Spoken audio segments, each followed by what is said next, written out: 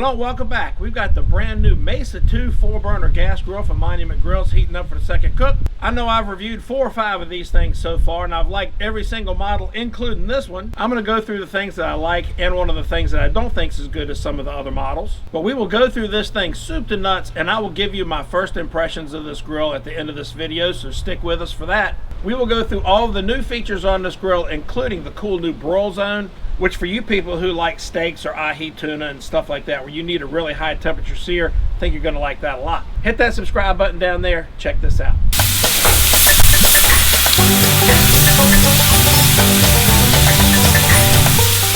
That's a chili dog right there, y'all. Like all of the Monument grills we've tested out, this thing ships packed really well. That is some of the nicest plywood I think I've ever seen. That plywood is perfect. I haven't had any damage with any of these grills from shipping. They come really well packed. They're very easy to assemble. You will want to follow the instructions on these things, but they are very well written with pictures and everything. Just follow the instructions and you'll have this thing together in about an hour's time. And on the instruction manual, they even have a QR code with an assembly video to walk you through putting this thing together. In the box, I have a very nice hardware pack, which has all the screws labeled, so you know exactly where they go, if you're following the directions, that is.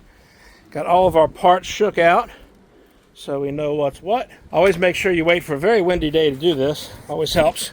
And the main body of the grill is fully assembled. You'll need a little help probably dropping that on the base once you get that together. All right, this is the first thing I've run into that I don't really care for about this one versus all the other Monument grills. The grease tray that goes under the grill and your little grease pan, this doesn't have a way, it's kind of weird. You hang it in there like that and it hangs on the bottom, that's fine, but it doesn't have a way to put a disposable liner in there for easier cleaning.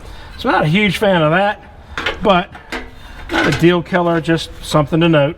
And as usual, this is just going to sit right there, right under your grill. And inside the grill, it's going to look like this. And of course, when you're done grilling and everything cools off, you can take that whole thing out, scrape it with a putty knife down into your pan, and then dispose of the grease and any of the crumbs and junk appropriately. This new Mesa has some higher temperature broil burners on the right side and a more standard grill burner on the other side.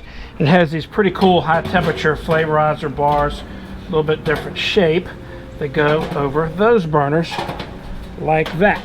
And your standard flavorizer bars for the other side. Pretty nice heavy porcelain coating on them too. Very nice. And some nice high mass cast iron grates. Those things will last a lifetime. When we do the burn off, I'll show you how to season these things right from the start. Last one, nice coverage there. And the warming rack on the Mesa 2 is a little bit different. Little fancy panel on it. Pretty strong, be good for warming up your buns and stuff like that. And this is kind of neat. It came with these little almost pegboard style hooks, and you can take these things and put them in the doors and arrange them pretty much however you want. Came with like 5 of these things. I'm gonna leave them in here for right now. But you can also install them over on the sides of the grill too, pretty much in any of these holes that you want. When you're done with it, it's gonna look like this. Pretty open in the back. That's good for ventilation and cooling that thing off when you're done cooking. Not bad at all. And in case you lose a screw in the hardware pack, there's another little package of spare parts. So if you lose one, chances are you've got one in here. Now let's go ahead and put the tank in here. Pretty much goes in like any other grill. Drop the tank in the hole. Hook up your regulator. Nice and tight. Never really have figured out what in the heck these things are good for. They don't really hook up to anything. Let's turn it on to get that burn off going. Always fun to fire up a grill for the first time.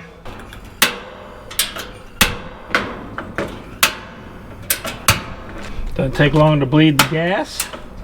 A couple of clicks.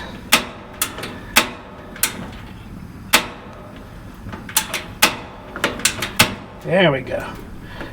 Takes just a minute because you got to get the air out of the gas lines. That's normal. And let's do the side burner too. Guess I should have set the brakes. There we go, side burner's on. Everything's getting hot. Now these two broil zone burners right here have a lot more gas coming out of them than the two regular burners. So when we get to cooking, we're going to turn these down very low and turn these down low too, and just kind of see how we can even out the whole surface of this grill. Now if you're doing steaks on this thing, obviously you want to go ahead and either give them a quick sear first, or if you do reverse sear, cook them on this side low till you get them within about 10 degrees of your set point, and then slap them on the screaming hot broil side. The broil zone is going to be great for that.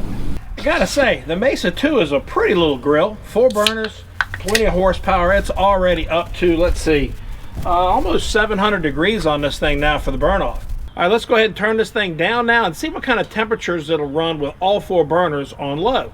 I noticed that the broil zone burners turn down further than the main burners. Check that out.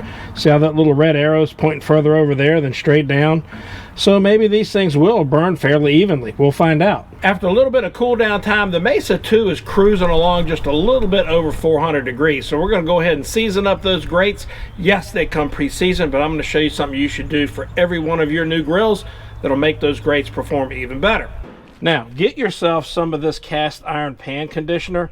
This stuff right here is a mix of coconut oil, palm oil, and sunflower seed oil, and it is a great seasoning oil for anything cast iron or even the stainless steel grates. I've used this on my Denali 605 Pro. Does a fantastic job.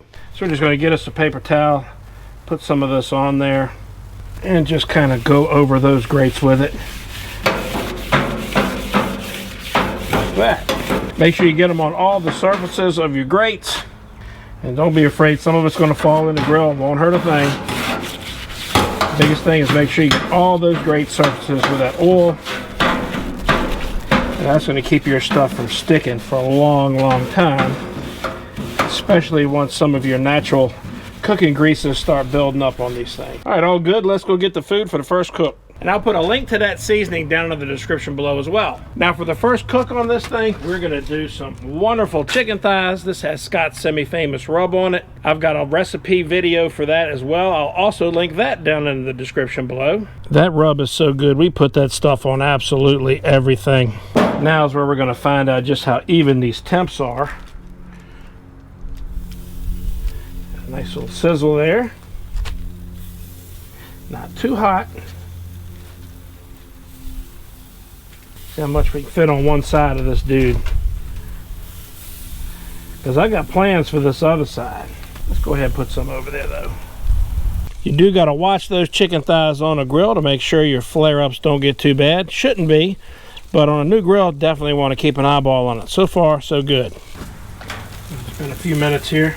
Let's have a little peek. Make sure to not get too carried away. Not bad. I'm going to leave this one over to here, give it a little turn. We've got a little ways to go for the sear yet. The broil zone burners tend to flare up a little bit more than the ones with the regular sear plates on them. All right, yeah, you're going to have to keep an eye on them when they're sitting over that broiler, because it's a little hot over there. Go ahead and turn everything and move some stuff around some. I'm going to get these chickens over here a little tightened up, because I got something else I'm going to do with that other side. Let's see if this grill basket will fit on here. Oh yeah, not bad at all. Fits. You can close the lid. That's great. We're going to let that warm up. Cook some vegetables on here with our chicken. All right, got those chickens flipped around a little bit. This ought to be getting plenty hot right now. Got this little squash, little zucchini, a little red onion, some garlic, and some olive oil. Yeah. Y'all got to try this. This is great on the grill, especially when you're cooking it with some other proteins, getting that nice smoky flavor off of the meat on there. It's awesome. All right, let's give these veggies a little stir here and check the chicken. I know we got a couple of them that got to be ready. They'll come off at a little bit different times too on any grill. Perfect. Looking for 180 on the thighs. They're perfect. Look at there. Let's get these two here. And some of these yummy veggies on here. That's what I'm talking about. That's a plate right there on the Monument Mesa 2. Look at that. So first impressions of the Mesa 2 grill from Monument Grills. Very nice little grill, 4 burners, enough to cook for most families. The broil section, you gotta watch them on flare-ups on really fatty stuff, but other than that, I think it's gonna be great for steaks and burgers. And just look at this plate of food that came off of there. It's friggin' awesome. This is why you need a gas grill as part of your collection of grills. So give me that thumbs up, like button. Don't forget to hit that subscribe button down there so you don't miss videos like this one when they come out. Thanks for watching. We'll see you next time.